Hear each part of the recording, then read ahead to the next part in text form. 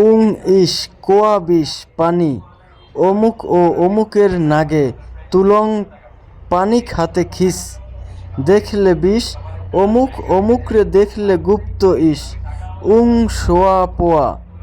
দর্শক, এই মাত্র যেই মন্ত্রটি আমি পাঠ করলাম এটি হচ্ছে একটা দুই ব্যক্তির মধ্যে ঝগড়া লাগানো, বিবাদ সৃষ্টি করা এবং বিচ্ছেদ ঘটানোর মন্ত্র।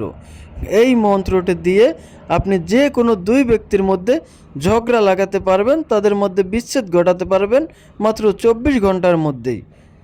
যদি আপনি নিয়মটা শিখতে চান তাহলে অবশ্যই আপনাকে সম্পূর্ণ ভিডিওটি দেখতে হবে এবং ভিডিওটি শেয়ার করে আপনার টাইমলাইনে রেখে দিবেন, যাতে করে প্রয়োজনের সময় আপনি এই ভিডিওটি দেখে সঠিকভাবে সঠিক নিয়মে এই মন্ত্রটি প্রয়োগ করে আপনার কাঙ্ক্ষিত দুই ব্যক্তির মধ্যে শত্রুতা সৃষ্টি করতে পারেন, তাদের মধ্যে ঝগড়া লাগাতে পারেন, তাদের মধ্যে বিচ্ছেদ ঘটাতে পারেন। ইহা অত্যন্ত পাওয়ারফুল একটা ঝগড়া লাগানোর মন্ত্র। এজন্য প্রথমেই আপনাকে এই মন্ত্রটি মুখস্থ করে নিতে হবে। এরপরে আপনাকে যে কোনো শনিবার দিন সকালে যে শিশির কণা থাকে, অর্থাৎ যে শিশিরের পানি হয় এবং যে কুয়াশার পানি আছে, কুয়াশা পড়ে এবং সকালবেলা যে গাছের উপরে অথবা ঘরের টিনের চাল থেকে যে নিশিরের পানিগুলো পড়ে, আপনারা এই পানি থেকে কিছু পরিমাণে পানি সংগ্রহ করবেন। এরপরে আপনারা ওই দিনেই, ওই শনিবার দিনেই যে কোনো সময় এই মন্ত্রটা 7 বার পাঠ করে ওই শিশিরের পানির উপর, ওই কুয়াশার পানির উপর এই মন্ত্রটা 7 বার পরে 7টি ফু দিবেন। একবার পাঠ করে একটি ফু দিবেন, 2 বার পাঠ করে আরেকটি ফু দিবেন।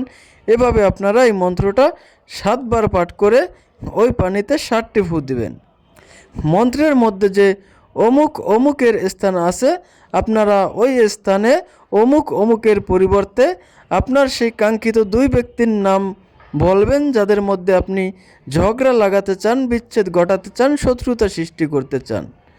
এদের নাম বলে যখন পানিতে ফু দেওয়া শেষ হয়ে যাবে, আপনি এই পানিটা সংগ্রহ করে রেখে দিবেন। এরপরে আপনি যে কোনো সময় সুযোগ বুঝে তাদের দুইজনকে এই পানিটা পান করাবেন।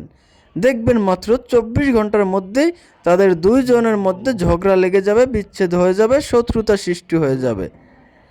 যদি পানিটা অল্প পরিমাণে হয় তাহলে আপনি চাইলে এর সাথে অন্য পানীয় মিলিয়ে নিতে পারবেন, অথবা তাদের অন্য কোনো পানীয় বস্তুর সাথে মিশিয়ে এই পানিটা তাদেরকে খাওয়াতে পারলেই হবে, তাদের মধ্যে ঝগড়া লেগে যাবে।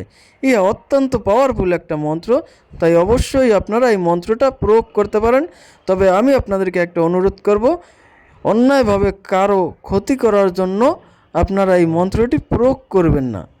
আর যারা আমার ফেসবুক পেজ থেকে ভিডিওটি দেখছেন তারা অবশ্যই পেজটি ফলো দিয়ে দেবেন। যারা ইউটিউব চ্যানেল থেকে ভিডিওটি দেখছেন তারা অবশ্যই চ্যানেলটি সাবস্ক্রাইব করে দিবেন।